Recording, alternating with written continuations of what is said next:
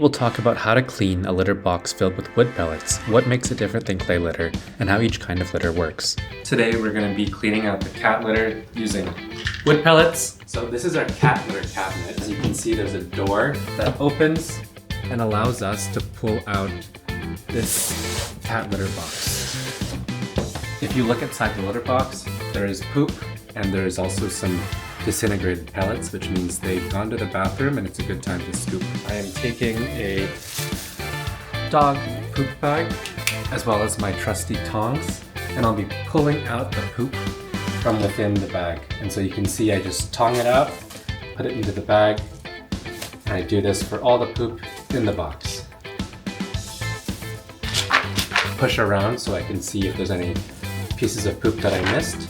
And you'll see over here that this is the pile of sawdust, which means they peed here, disintegrated the pellets, but I can't scoop this out. I have a two-piece litter box made of two boxes that sit on top of each other. There is a top box that has grates and a solid bottom layer with a pee pad to hold used sawdust. To sift the sawdust from the top box to the bottom box, I'll lift up both boxes, keeping them about 2 inches apart, and shake them vigorously side to side to allow the sawdust to pass through. After shaking, you'll see that there is no more sawdust left in the top box, and it has all moved down to the bottom one. It's normal for a few inches of sawdust to build up in the bottom box. The pee pad not only absorbs any residual urine from the cats, but also makes it easy to clean out the box, which I'll show you now. This is an extra large puppy pad that I got from Costco. What I like to do when I swap out the soiled puppy pad is to first put this down on the floor so that it has a flat surface, so there's no more sawdust or poop inside, it's just clean pellets. And when I place it on top of the puppy pad, you'll see this is the result of about 5 days of usage. This is shaken and sifted sawdust as well as some of the pee that fell through the grates. And this is what the puppy pad enables. It allows me to pick up the whole thing in one go and just pop it into a trash bag. A lot of cat shelters actually just use the plain pellets in a box, which gets nasty but is easier to clean. So at this point I'm going to pick this up. This is another reason the extra large puppy pads are really helpful, is because you don't have any sawdust spilling out the side. I've made a nice little pouch to safely carry all the sawdust and pee out of the litter box. I'm going to place it now into the trash bag. I'm going to shake this out, make sure it's clean. If there's any slight amount of wetness on the base of this litter box, what I'll typically do is use some cleaner and a paper towel to get all the nasty pee out. This is dry, so I'm going to toss this into the trash. Okay, so now we have an empty and cleaned base. We have our new puppy pad, then we also have our sifting litter box. At this point, what I like to do is pick up the puppy pad like this and replace it into the litter box like that. So now we have base, puppy pad, and then sifting tray. I see that there's a little bit of exposed grate here, which means that I want to add more wood pellets. I'll typically do this every single time I scoop the poop, even if I'm not replacing the puppy pad, just to make sure the cats have plenty of material to work through as they dig for their litter.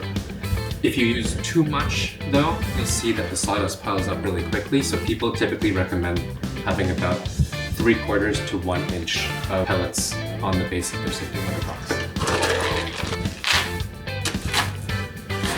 And give this a shake to make sure that we're good. Now there's enough material for the cats to dig in. I also like to add some Deodorizer. This will actually fall through the pellets and into the base, which is a good thing. It helps neutralize some of the ammonia smell from pee getting through to the bottom. So I'll give it a very light dusting. Then we also have this litter box odor eliminator. I'll give it a light sprinkle and then shake it down. The cat litter is clean, ready to be used. What I'll do is typically replace this once every 5 days, and then I'll scoop the litter every single day, up to twice a day. This is clumping play litter. It's a lightweight version.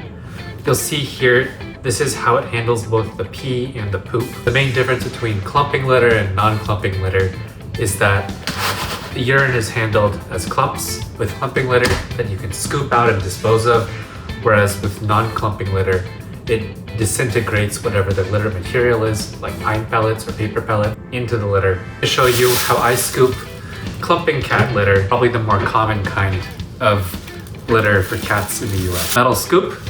Typically we'd also use a metal litter box, but we're traveling right now, and so I go through and you can see I'm isolating the poops that have been desiccated or dried up, as well as some clumps of urine, and the bag to throw it away. Again, you can see that the pee forms large clumps of clay. The clay absorbs the liquid and then solidifies to form clumps that can be scooped out.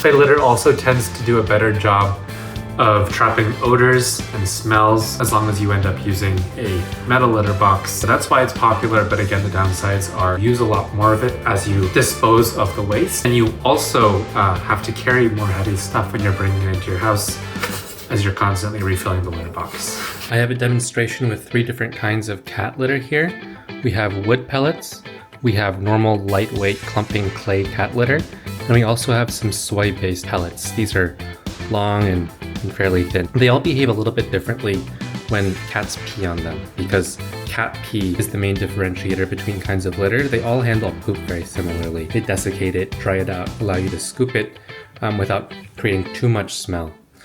The way they handle pee, however, is different, and so I'm going to pour some warm water on each of these different kinds of cat litters. So I'll start with the wood first, and I'll pour some water on here. And then with the soy, and finally with the clumping clay cat litter. And now we wait.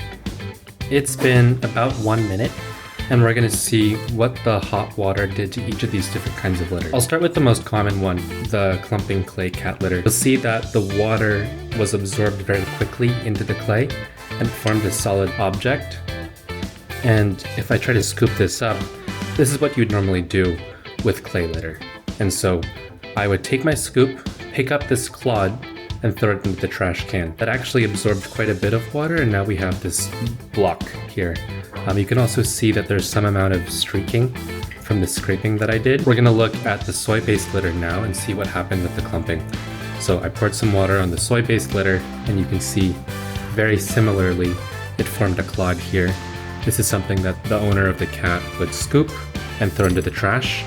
It did a better job of not sticking to the plate, but again, this is more material that you're going to have to be picking up and throwing away, which adds more time to your daily scooping. And finally, let's look at the wood pellets. With the wood pellets, you can see that after only a minute or 2, it absorbed a lot of the water and formed sawdust.